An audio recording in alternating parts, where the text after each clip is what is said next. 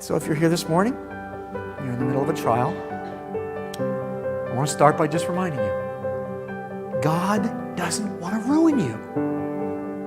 He aims to refine you. This little change in perspective can mean the difference between endurance and falling under the waves.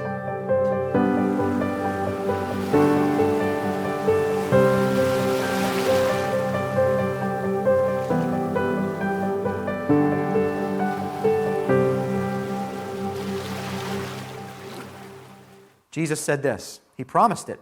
He said, I have said these things to you, that in me you may have peace, peace of mind. In the world you will have tribulation. This is a promise. But take heart. That means have confident courage. I've overcome the world. Listen very carefully to me. The more a Christian aims to set up a life for themselves where they're avoiding trial and fire and tribulation, here's what will happen. If you look over this way and say, there's trial that way, so we're not going that way. And there's tribulation over that way, so we're not going this way. What you're doing is you're choosing comfort over trial. And the more you choose little daily decisions, that's painful over there, we can't go there.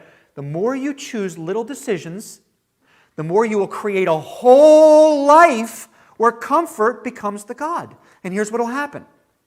Your king walked head first into the hottest flames you can walk into. The more you walk away from the flames, the more you walk away from the mission you were made for.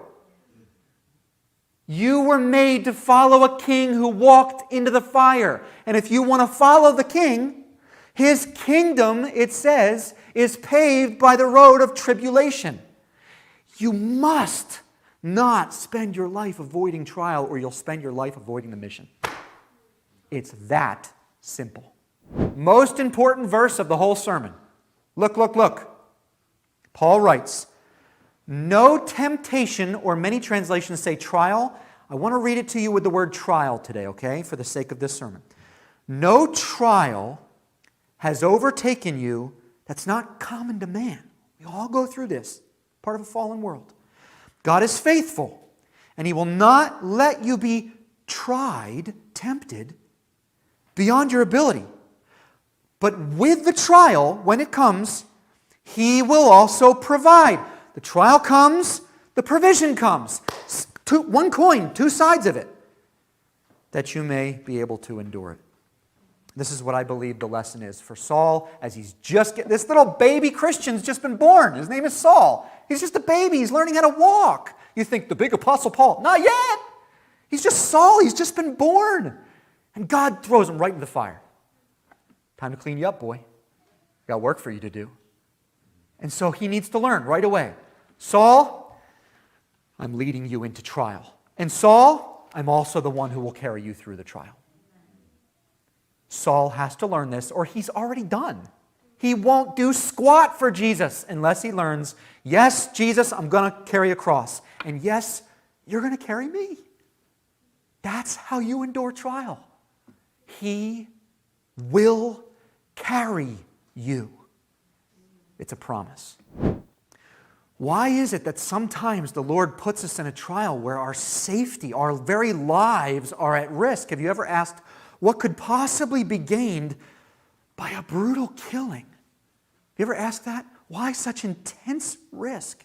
Well, I have a lot of quotes I want to give you today, and several of them are from C.S. Lewis, who I think is so succinct with the way he puts things.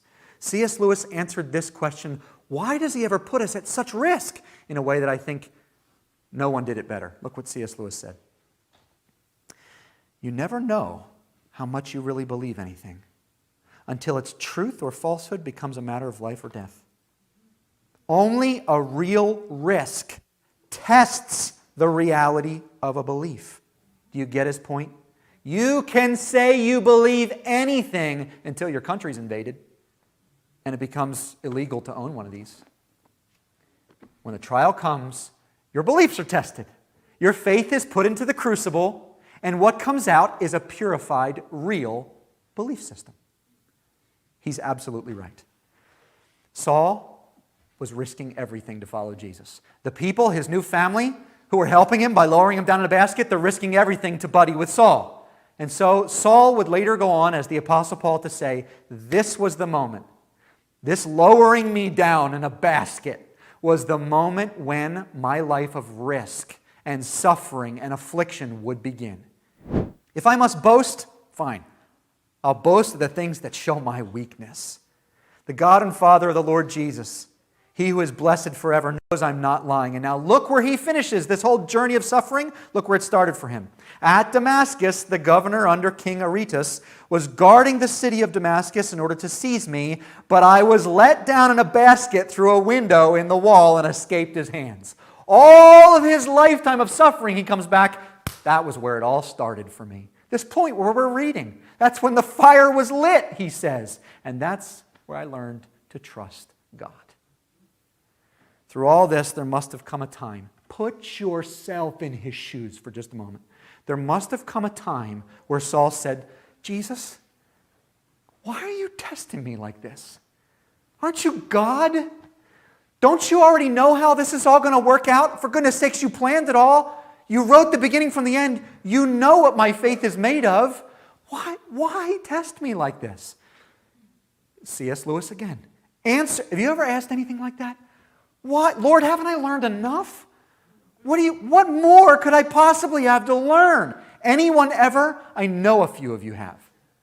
C.S. Lewis answered this. It's so basic. Look what he says. He says, God has not been trying an experiment on my faith or love in order to find out their quality. He knew it already. I was the one who didn't. And that's the answer. Listen to me very carefully. Faith untested cannot be trusted.